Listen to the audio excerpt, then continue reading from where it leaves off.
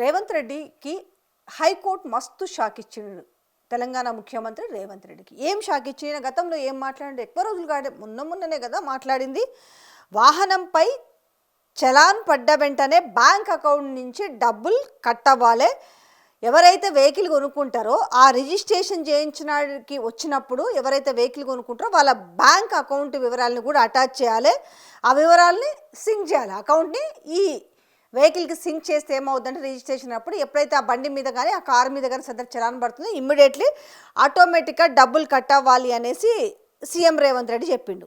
అయితే ఇక్కడ ఏమైంది అని అంటే తీరా కోర్టు ఏం చెప్పింది, హైకోర్టు అంటే పెండింగ్ చలాన్లు కట్టమని వాహనదారులని బలవంత పెట్టద్దు, ఏడబడితే ఆడ అంటే బండి కీసులు లాక్కుంటుంటారు కదా, మనం ఇప్పుడు చలాన్లు ఉన్నాయి ఇప్పుడు కట్టారా మీరు అనేసి జనరల్గా ఈ ఎక్స్పీరియన్స్ చాలా మందికి అయి ఉంటుంది.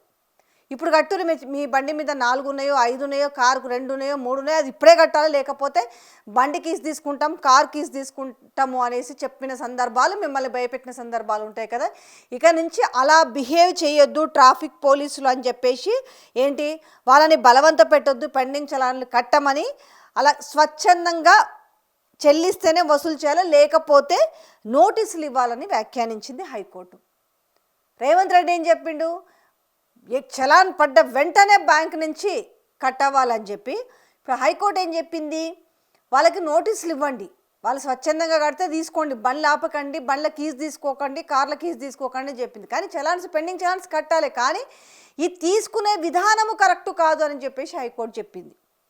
ఎందుకంటే ఈరోజు ఇట్లా చలాన్ పడగానే అట్లా డబ్బులు కట్ కావాలంటే దాని దగ్గర రోడ్లు ఉండాలి, అన్నీ ఉండాలి, దాని దగ్గర ఫెసిలిటీస్ అన్నీ ఇచ్చినప్పుడు ఆ ఒక్క ఏదైతే ఇట్లా పడగానే అట్లా తర్వాత చలాన్లు కూడా కొన్ని ఎంత ఘోరంగా కొడుతుంటారో అది మీకు తెలిసిన విషయం, నేను కొత్తగా చెప్పాల్సింది లేదు.